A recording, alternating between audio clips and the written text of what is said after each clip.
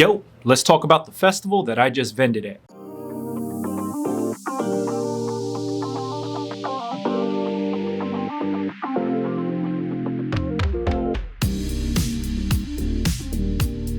What's happening, everybody? Boy Big Brando, and today we're going to be recapping the festival that I just vended at. We're going to be talking about what went right, what went wrong, and some things that I might change for the following year. Now, if you're new here, I always vend at this same Hawaiian festival that goes down in Lawndale, California at Alondra Park. It happens every third weekend of July. I've been attending this festival since I was born, and I've been vending at this festival for like the last 10, 15 years or something like that. Officially vending at. I gotta say that because I used to vend, but on a guerrilla style where I would put a bunch of t-shirts in a cooler, and then I would just roll that cooler around the festival. I'd be wearing the shirt, and then I'd sell them out of the cooler.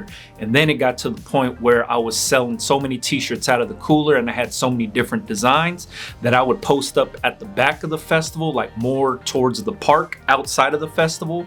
I would walk around and then I'd tell people to meet me by this picnic bench over here. This is where I'm selling the t-shirts. And then it eventually went from that to actually getting a booth and then actually being a vendor within this festival. But that's a totally different story. Now, what we're doing is we're actually being a vendor in the festival. There's about 200 different vendors there. This is Southern California's biggest Hawaiian festival. Goes down on Saturday and a Sunday. There's food, there's vendors, there's live entertainment, and it goes down in this big ass park in Lawndale, California. Well, if you follow me on Instagram, you'll see that I was doing a lot of prep work for the festival, pressing up shirts, pressing up tank tops, stitching up hats. Shit was cool. But now that the festival's over, I do want to show you guys and talk about some of the things that went down that weekend. Now, every year I go in anticipating who's going to be there, what's going to sell, and how much stuff to bring. It's always a gamble for anybody doing any festival.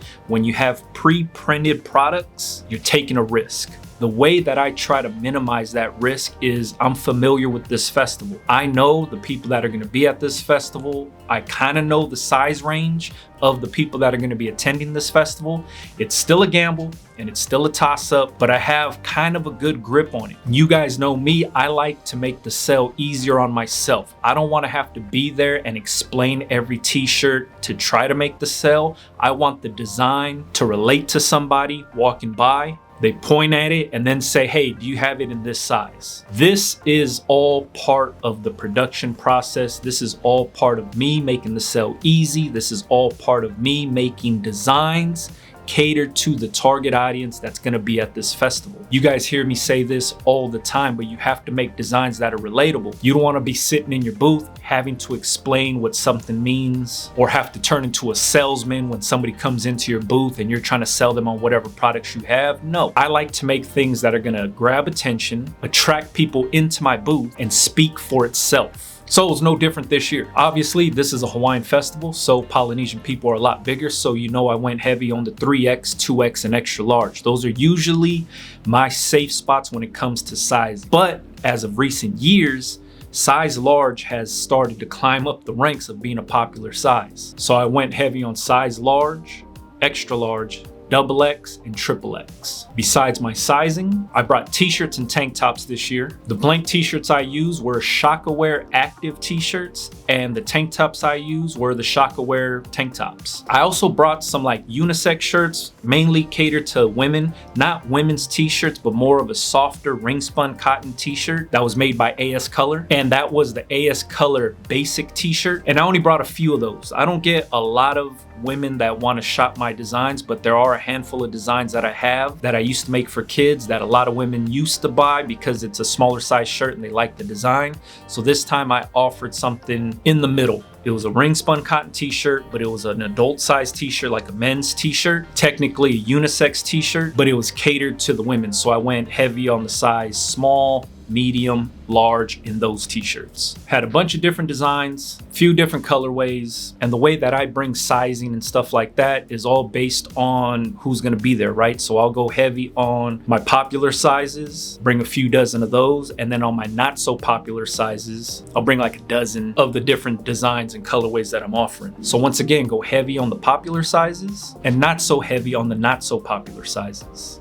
I still like to have the option there for the people. But like I said, I know the audience. I know who's going to be there. I know what the people look like. This festival brings thousands of people on both days of the festival. The foot traffic is crazy at this thing. So I like to be prepared for that. Now, I know some people are going to watch this and be like, oh, he brings this much product. I need to bring the same amount of product. If your festival isn't going to generate that type of foot traffic, you don't got to go so heavy on your sizing. You have to be aware and conscious of what it looks like. The way you can find out if a festival brings a lot of foot traffic is look at videos from previous years of that festival. If the festival that you're going to be attending and vending at is the first of its kind ever, then it's going to be a big gamble for you. You just have to make the best decision for yourself. But if you're vending at a festival that's been going on and this isn't their first one, chances are if you Googled or YouTube that festival name, there are people that either vlog that thing, there's other vendors that show videos of what the festival looks like. There's a lot of social media content already built around that festival. Watch all the videos you can find and make your assessment from there. So here's some of the things that went right for the actual festival for myself. This design right here says Island Made. Like I said, this is a Shaka Active t-shirt. Front left chest print says Island Made. Same exact design, but bigger on the back. You can see the Polynesian patterns on the inside. It's a red, yellow, green gradient design. This right here speaks to almost everybody that attends that festival. I knew this t-shirt was gonna do good. I knew this tank top was gonna do good, and it did not fail me at all. This was one of the most popular t-shirts and designs that I sold that weekend, and we sold out in a bunch of sizes in tank tops and t-shirts. So not a lot of these made it back. I did re-up on the transfers so I could stock up the store with this stuff and the online store, but we did sell out in a lot of sizes of this design. The second thing that went really good for us was our layout of the actual booth. It was very similar to what we usually do. We switched a few things up. I have the grid walls hanging up. I'll post a little time lapse that I shot of what the booth looked like right here. So as you can see, we have the grid walls along the top, hanging all the tank tops. On top of the tables, we have shoe racks that we use as shelves for the hats. We had the banner across the back. And then the other thing that really worked for us this time was we brought the plastic shelves so we could put all the t-shirts on there so we could just grab and go. Usually we don't operate this way. Usually we have tables set up in the back and we operate out of our bins, buckets, and bags where everything is kind of just by size, by design, and we're digging through the bags. It made it easier, especially with how busy the booth was, for us to be able to just grab whatever size, whatever design, and see it visually, kind of how we operate in the store here. So once again, having those shoe racks, using them as hat racks was a game changer. I found those on Amazon. They're pretty cheap. They break down in like little poles. We fit 12 hats on each of those shelves. And then we still had extra table space to throw some more hats on there. The good thing was it raised up the hats more eye level with the people that were shopping, so that way they can see all the options that we had, because obviously we bring a ton of hats. If you didn't know, I vend with the homie from Local Roots. So Local Roots is mainly a hat brand. He brings a ton of hats out there. He does offer t-shirts and stuff, but as you can see, majority of the hats say Local, and all of those hats are stitched in-house on the Ricoma MT1501 machine. Everything that we brought was pressed, stitched by us. Everything we brought and everything we do is designed by us. So we pride ourselves at this festival by doing everything with our bare hands. There's so many people out there that bring stuff that they drop ship or they get done overseas, but everything we do, from the design work to actually printing and pressing the t-shirts to actually embroidering the hats, every product that we bring is made in-house. Now let's talk about some of the things that didn't work out, or some of the things that was surprisingly working out for myself. First things first, this design right here. Here's one of the tank tops. Like I said, we use Shaka tank tops. They print their label inside of there. Left chest print says Aloha. On the back, the design says give aloha to get aloha. One of the biggest reasons why I made this one is because not everybody that attends this festival is Hawaiian. There's so many other people that attend this festival to, one, experience the culture, two, they're there because somebody invited them, So there's a ton of people that aren't Polynesian that actually attend this festival. You do not need to be Hawaiian or Polynesian to wear this. This design right here is just saying you have to give aloha to get aloha, meaning you got to show love and respect to receive love and respect. So this design speaks to more than just the people that are from Hawaii or that are Polynesian. This design right here talks to people that are island made. You don't have to be made in Hawaii. You could be made on any island and this would speak to you. This design speaks to more than just people from Hawaii. I mean, obviously people from Hawaii wear this, but anybody can wear this shirt. So that's why I made this design. This colorway right here speaks to a lot of people from Hawaii. This colorway right here speaks to a few people that aren't from Hawaii. But I thought this one was gonna do way better than it did. The tank top sold really well. T-shirt, not so much. So that was kind of my first, like, I thought that design was gonna do better than it did in that colorway. But this one, the white t-shirt, big Brando logo inside there, the white t-shirt with the black and brown print, this one sold out like crazy. And usually white t-shirts don't do good for me, but maybe it was because I brought a ton of black t-shirts. I always bring a lot of black t-shirts, and this was something that kind of switched it up by offering a white one. And like I said, that's black and brown inside that design. This design, give aloha to get aloha, in white, killed it for me. The t-shirt and the tank top. We sold out in so many of these right here. Here's the tank top version. Like I said, I use Shaka. They print their tag inside there.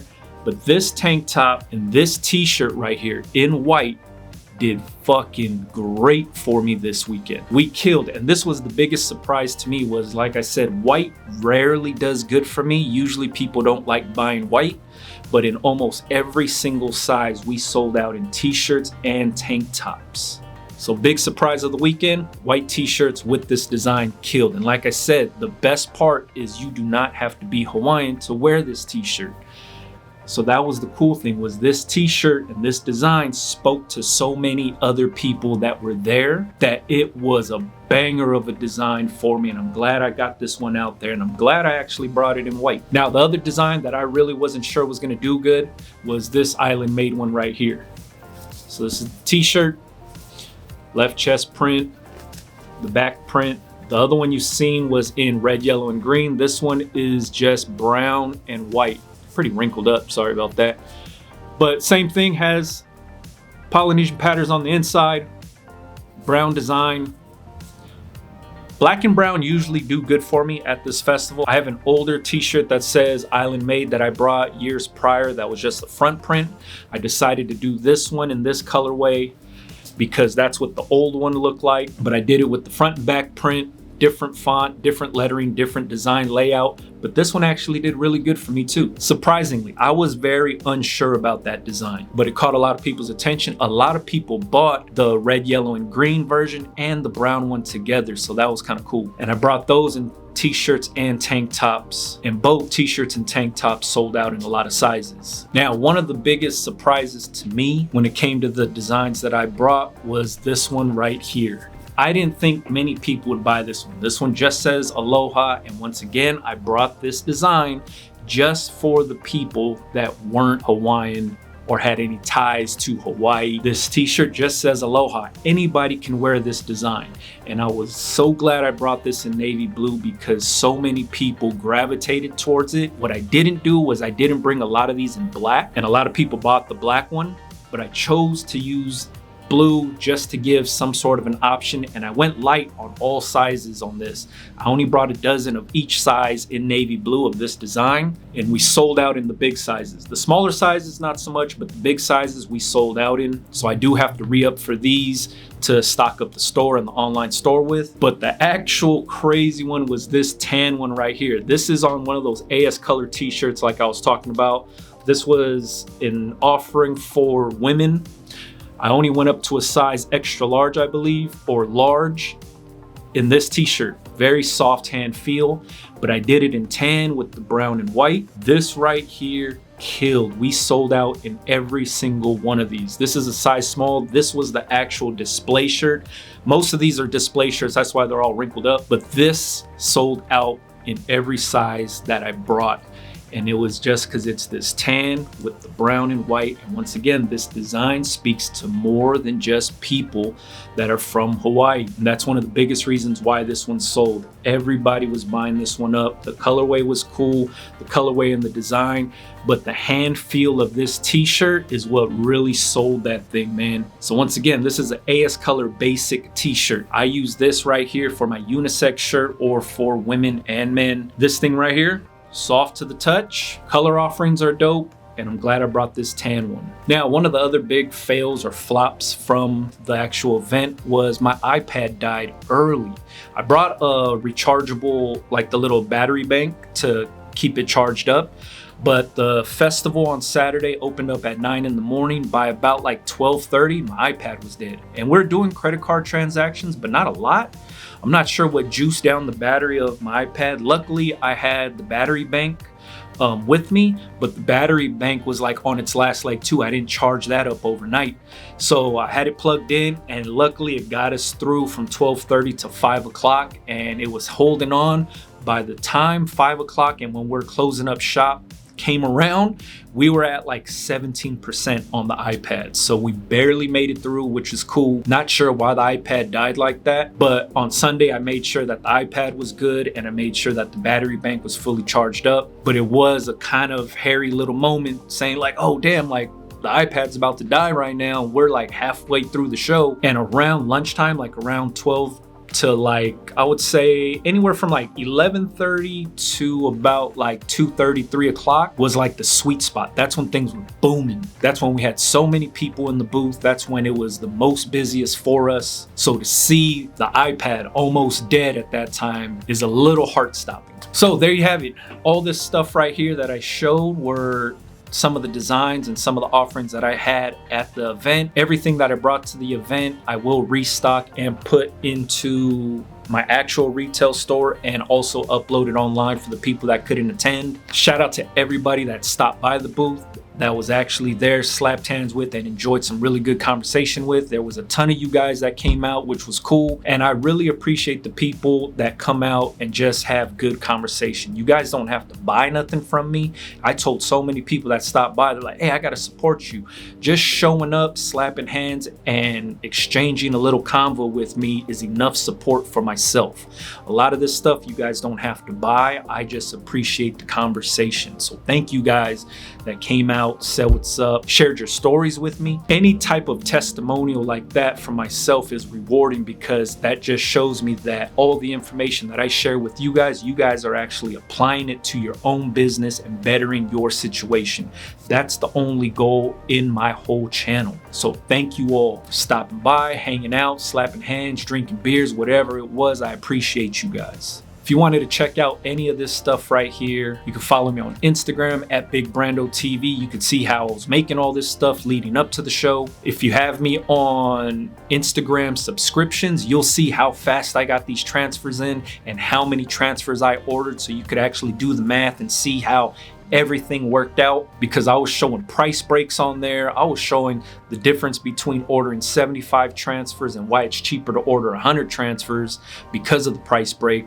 But all of that's laid out in the Instagram subscription thing. I think it's like $1 a month or something like that. But that's where I was showing that type of information. I'm gonna have all the products in my retail store if you guys wanted to pick them up, and I'll have all of these t-shirts and designs and offerings, tank tops and t-shirts loaded up to my online store, bigbrando.com. If you can't make it out to my retail store, it'll be there for you guys too. Once again, thank you all for watching. Follow me if you wanted to, Big Brando TV on Instagram.